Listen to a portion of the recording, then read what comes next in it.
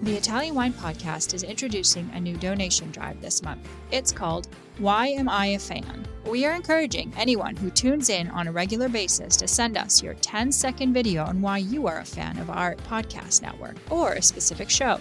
We will then share your thoughts with the world with the goal of garnering support for our donation drive. Italian Wine Podcast is a publicly funded, sponsor-driven enterprise that needs you in order to continue to receive awesome free wine edutainment 7 days a week. We are asking our listeners to donate to the Italian Wine Podcast by clicking either the GoFundMe link or the Patreon link found on ItalianWinePodcast.com. Remember, if you sign up as a monthly donor on our Patreon, we will send you a free IWP t-shirt and a copy of the Wine Democracy book, the newest Mama Jumbo Shrimp publication.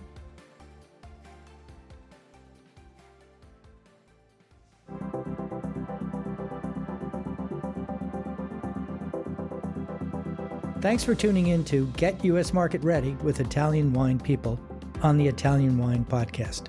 I'm Steve Raye, your host, and this podcast features interviews with the people actually making a difference in the Italian wine market in America, their experiences, challenges, and personal stories. And I'll be adding a practical focus to the conversation based on my 30 years in the business. So if you're interested in not just learning how, but also how else, then this pod is for you.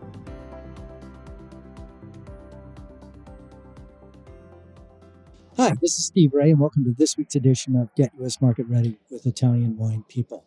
We're recording this at the Wine to Wine Forum that took place in Verona, Italy, a month or so ago. And my guest today is Mike Wangbickler of Balzac Communications. Mike, welcome to the show. Thanks, Steve. Great to be on. Give us a little overview of you and your company and what you guys do. I own an agency called Balzac Communications and Marketing. We've been around for 30 years, specializing in the wine and spirit space. And so we do public relations and marketing for wineries, wine regions, distilleries, some food companies, etc.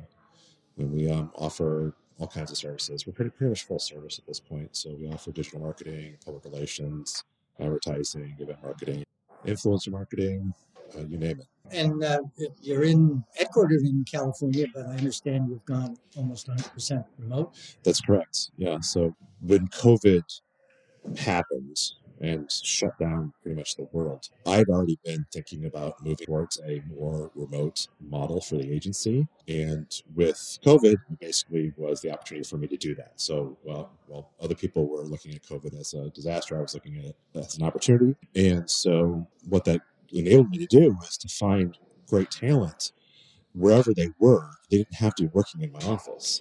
And so honestly, I could find better talent elsewhere and get exactly what I need to meet the needs of my clients without having to compromise. Okay, great. Let's cut to the chase of the issue on the table, and that is how PR for wine is changing. And I should point out that while a lot of the work that Balzac does is American companies, you do a fair number of export markets, promotion groups, consortia, and individual wine and spirit companies. But give us some perspective of how has PR changed, and not just with COVID, but journalism and technology. Oh boy, where do we start? Right. We may not have enough time for that. Right. So firstly, once upon a time, we would consider public relations and marketing to be separate entities.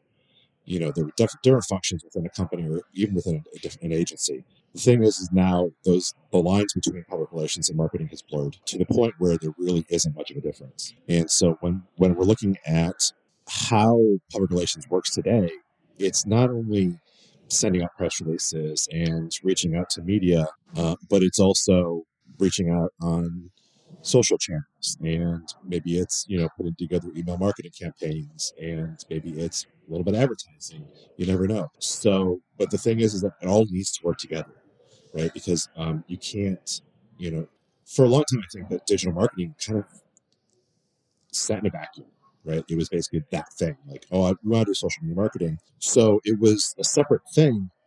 But now people have realized that it needs to be integrated with everything else. Right. So when you are, for instance, putting out an announcement about some major news that you have at your winery or your distillery, you're not just putting that out in a press release. You're putting that out in every channel that have, and that includes digital channels, it includes email marketing, etc. So I guess one of the statements I would make there is digital marketing is no longer an option.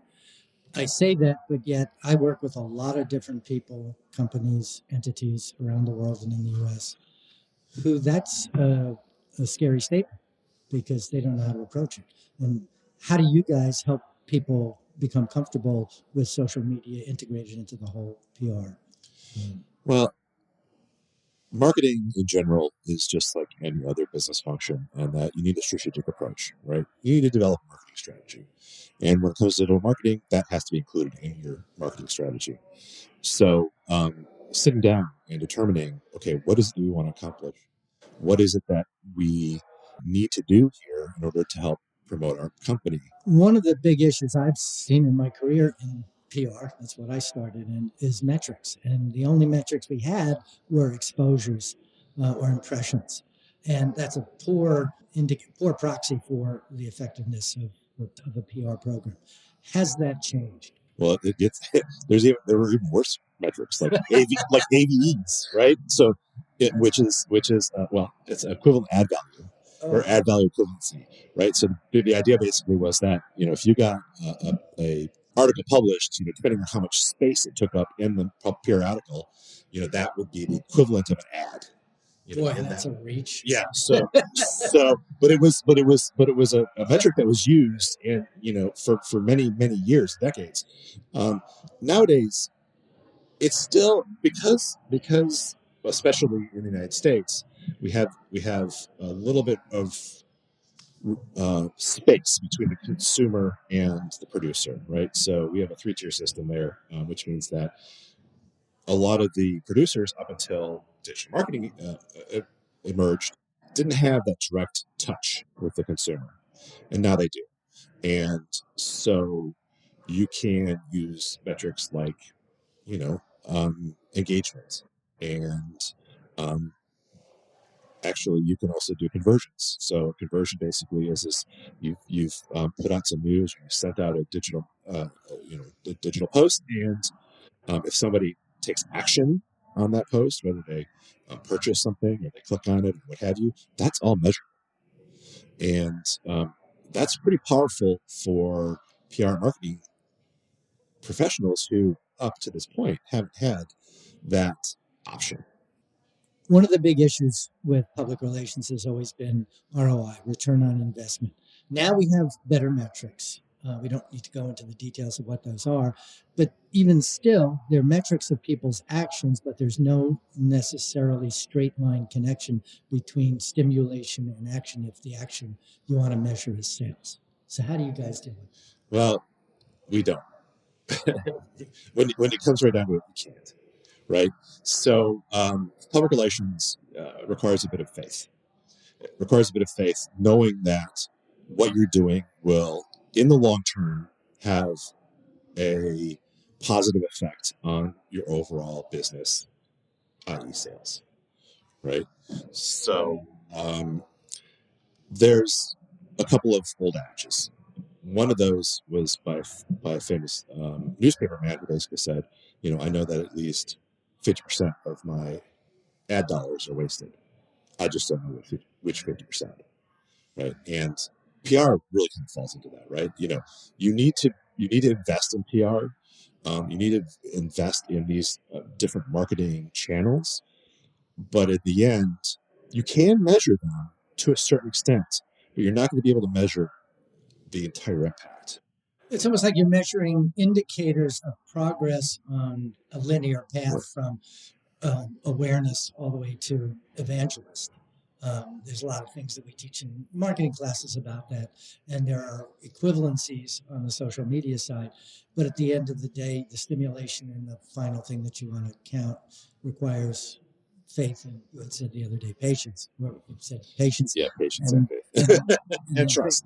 That's a real challenge for a lot of producers. Yeah, it is. It's hard. It's hard to invest in something that could take years to actually come to fruition, and that's what PR is about. It's a long game. You have to have the commitment to do this for the long term, knowing that eventually it's going to pay off. Well, and even that has changed dramatically too. It used to be in the olden days when we had things like magazines and newspapers. Newspapers were published daily or weekly, and magazines were published monthly. Articles were written months in advance of the date of publication. And so there was like time to do these things. Now with social media, if you're doing advertising on Facebook or Google or Instagram or anything like that, or using influencers, it's an immediate stimulus, and generally you're looking at an immediate response. How do you react to something like that when it's more than just an article? Yeah, we look at these measurements really as proxies, right? It doesn't, honestly, it doesn't really measure how much impact it's going to have on your business. But what it does is it gives you an idea of what could lead to business. So, for instance, with social media, the proxies could be, engagement percentage, like how many people have engaged with your posts, depending on, like what's your total user base, your total number of likers or followers, what have you, and like what percentage of those are actually reacting to your posts, whether they're, reacting or commenting or what have you, taking action of some sort. And that over time, if that percentage increases, that what you're doing is working. So the absolute number doesn't matter, but the change over time is. And most of the people that we deal with report to somebody else in a company, and they need to justify what they're doing. And so I look at the history of this and think, well, we came up with exposures as a metric because of something we can count, and it gave us a big number. Right. Nowadays, the big number is not so much that matters, especially when we're talking about influencers. And let's move the conversation there a little bit. What's your definition of an influencer? Oh, that's a good question. The way that I would answer that is there are different kinds of influencers, especially in the wine sector, and we treat them differently. So there are what I generally refer to as the organic influencers. So those are basically, your sommeliers and people who are trade essentially, but have a presence in digital channels. Those people can have real influence on purchasing behavior of consumers. So they're the equivalent of a magazine that runs an article. Yeah. I mean, if you're getting a rating in a magazine or what have you, it's the same thing with one of these influencers. It's just that they may not have as large an audience by themselves, but in aggregate, just like with blogging, once upon a time, individual bloggers don't have much of an impact, but together, if 10 bloggers are writing about your product, then it makes an impact. It's the same thing with these kind of micro influencers as well. Well, yeah. So you use the word, there's kind of a hierarchy of impact and different. It's not that a nano, which is less than 10,000, I think, followers, you can talk about the numbers, isn't as valuable. In fact, it's more valuable because their audience is so narrowly focused that the people who are involved in it are seriously engaged in it. Yeah. It's a more targeted audience. I know that people don't like to use target anymore, but the fact is that, if a nano influencer with a smaller audience, that audience, you have a pretty good idea is going to be the very kind of tip of the iceberg of all the potential people who could be following them. But those are the people who are like the early adopters, and those people who are really engaged in the particular subject that they're covering. So give us a picture of the hierarchy. We mentioned nano, we mentioned micro. Can you tell us what they are? Well, let me take a step back and go to the second way I define influencers.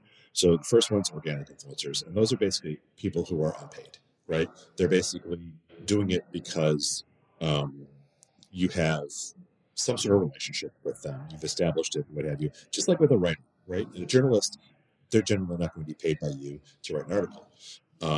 And so that's where the organic influencer comes in. But there's also paid influencers. And paid influencers are here to stay. It's one of those things. I think there's been some resistance to it, especially in the wine and spirits area. But the fact is that they have their place, right? And again, it's you have to kind of look at it in terms of advertising, right? And in fact, if you look at it that way, it's way more effective as an advertising solution than putting an advertisement in a publication, right? Because that's very passive. Whereas an influencer, they've already built their audience. They already have established their credibility with that audience. And then when they say this is a product that you should try, people are going to listen, right? A lot more than if they're just glancing through a publication and they happen to see your ad. Italian Wine Podcast, part of the Mama Jumbo Shrimp family.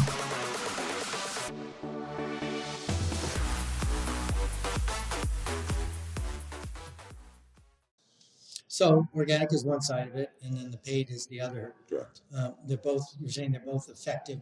They're effective in different ways. And probably, I would imagine, on different people. Yes. And how people then use that information. If it's something, I know one of the things that we focus on a lot is the idea of discovery.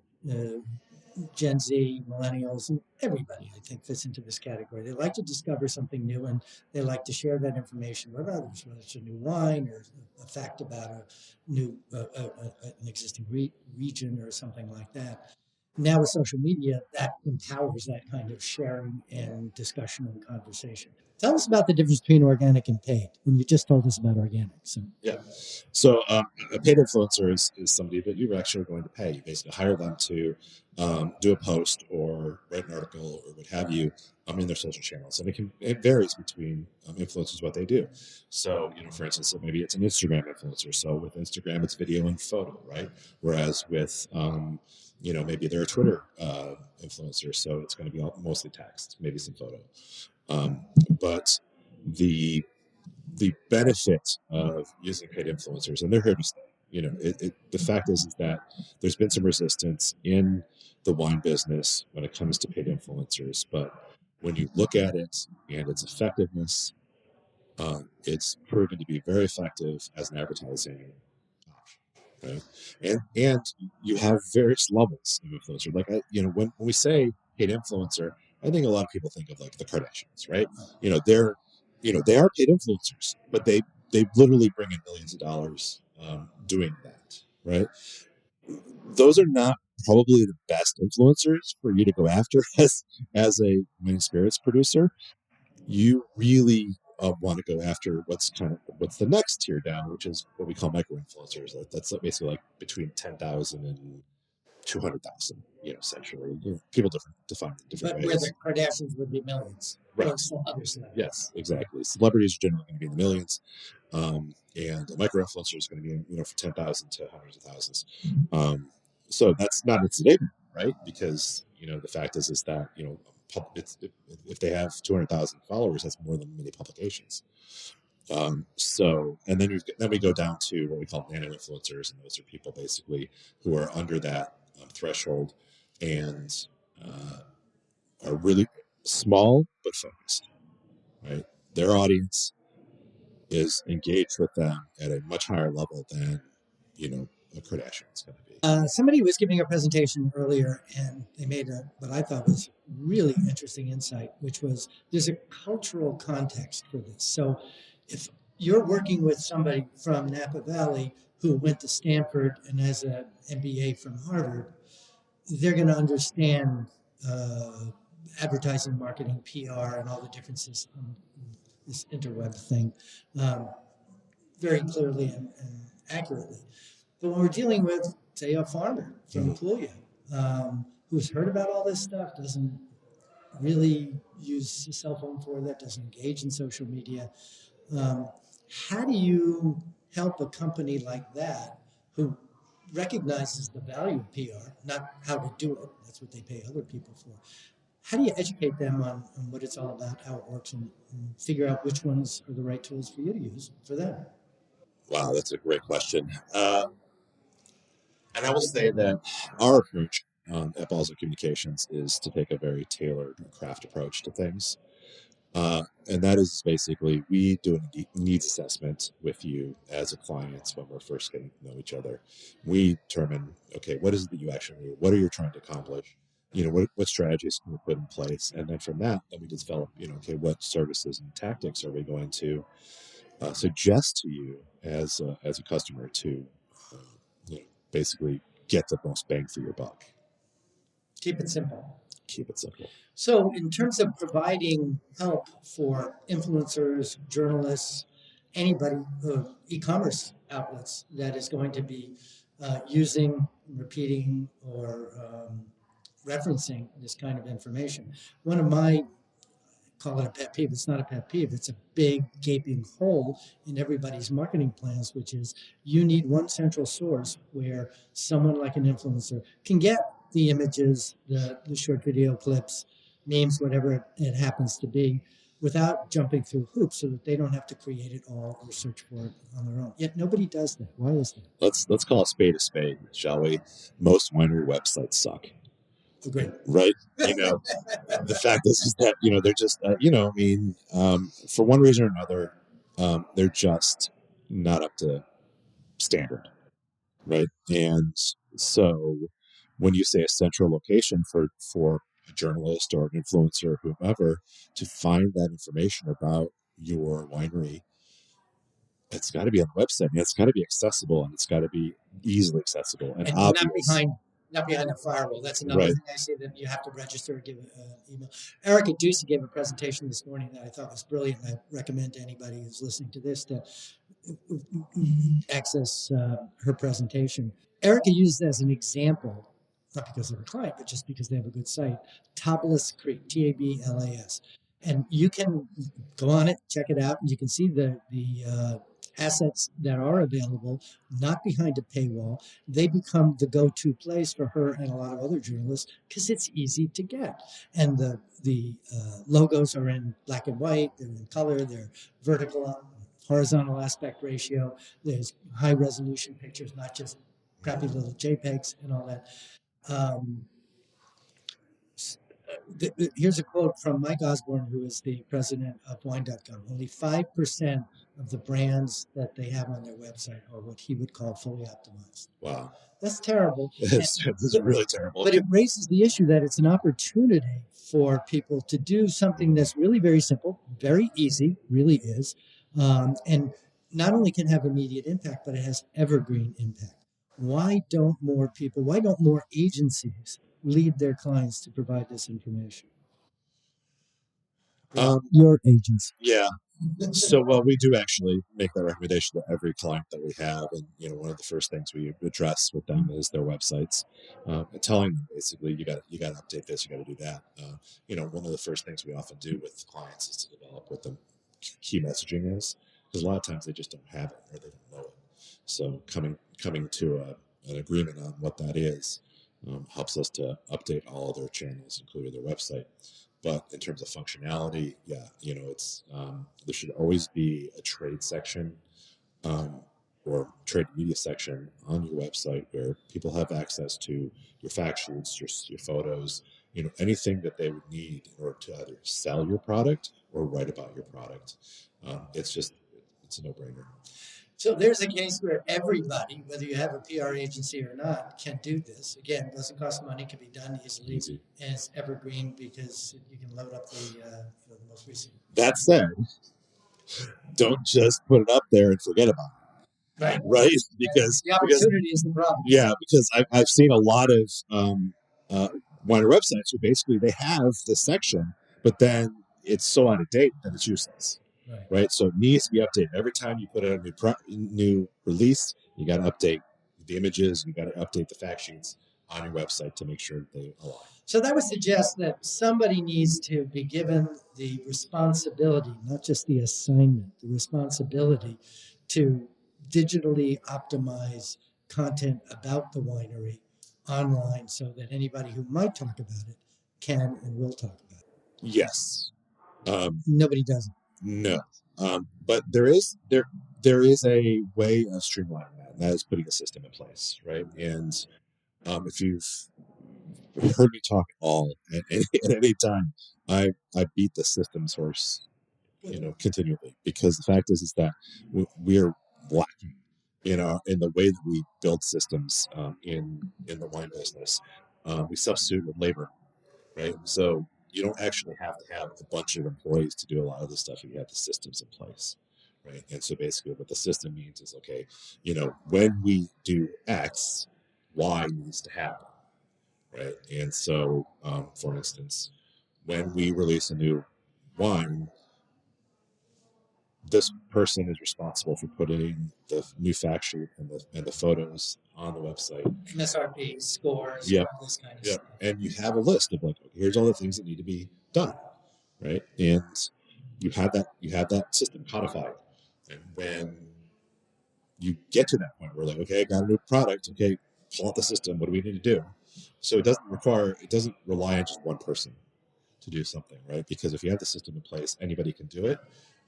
If they have obviously access to the website, which is another issue with a lot of web wineries. Is that guideline, that template, for whatever you want to call it, generally available to people? Is that something that's only available through the PR agency?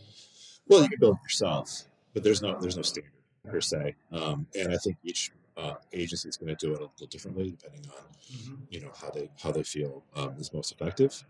But for us, the idea for us is that we're trying to make you successful. We're trying to make you efficient, and we want you to make money and save money rather than waste money.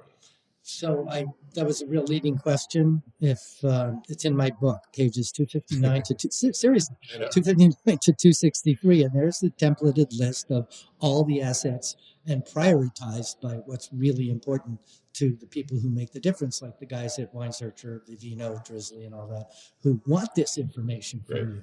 They're not objecting to it. They need it because they need to update their content. They just don't want to spend a lot of time doing it. Yeah. One last subject, then we'll go to the last question. And that is differing messages for trade versus consumer. Mm-hmm. Could you just comment on that? Yeah, when you are considering public relations campaign or system, you have to consider that not every audience is equal, right? You're not talking to the same audience across the board. So each audience is going to have different requirements, and different messages are going to resonate differently with them. So for us, like a general consumer audience who doesn't really know much about wine, they're going to want to know different information than the trade person who needs to know like where the vineyard is and what the soil type is and what the training is. Honestly, nobody really cares about that beyond that anyway. But what it does is it gives the trade person an education in terms of so they can talk knowledgeably about the wines that they're trying to sell, right? So I find this to be a real challenge, and it's kind of validated when you look in some of the print trade magazines where they put consumer ads, and the audience doesn't want to see that. They don't want to know about your grandfather or how wonderful the wine is. What they're interested in is what's the MSRP, what's the ABV, what distributor is carrying it. Yeah. Margins and those kinds of things. Yeah. Which of course is a terrible thing to put on No, but you can have something that captures their attention that you can use a QR code to. Yeah, exactly right. Exactly right. Yes. You basically say you can have something that's going to resonate with the trade audience. Buy the glass pour specials or something like that, and then have a QR code or a website address where they can go to get more information. Okay, so reached the end of our interview here. One of the things I like to do is to end each interview with a request for what's the big takeaway. If somebody was listening to this in a winery in Puglia, we're listening to this, what's the one thing they can take away and actually put into use immediately? Well, I think the first thing is update your website, or find somebody to do it. That's you have to consider that today a website is basically ground zero for everything you do, right? It is the one place that you can keep everything, and it's the one place where everybody's going to go to find information about you, right? So it's in many cases it's your first line of contact with a customer. Sometimes it's on the shelf, which is why it's important to have a good label and package design. But if it's not the first and the second, the website is where people are going to go to find more information about the wines, about the background of the winery, and any other details that they're going to want. And this is something everybody can do. It doesn't, once again, updating the website. You don't need to hire an agency and spend $50,000 to redesign the thing. It's just within the confines of the structure of the website, populated with content that people need and want. You can tell what that is by looking at your Google Analytics and seeing what people are looking for. Assuming that they have Google Analytics. My guest tonight is Mike Wangbickler, president of Balzac Communications. Mike, I want to thank you for being a guest on the show and coming to Wine and sharing your time with us. Yeah, it's been an absolute pleasure. I mean, coming to Italy and doing the podcast, there's nothing better. You left that with Steve Raye. Cool. Thank you for listening. This is your host, Steve Raye. Tune back in next Monday for another edition of Get U.S. Market Ready with Italian Wine People. And Mike, before you leave, if people wanted to contact you, where would they go? Thank you. It's really easy. It's balzac.com is our website. Your website. balzac.com. Super simple. Great. Thank you for your time, Mike. Thank you. Thanks again for listening. This is Steve Raye with Get U.S. Market Ready with Italian Wine People on the Italian Wine Podcast.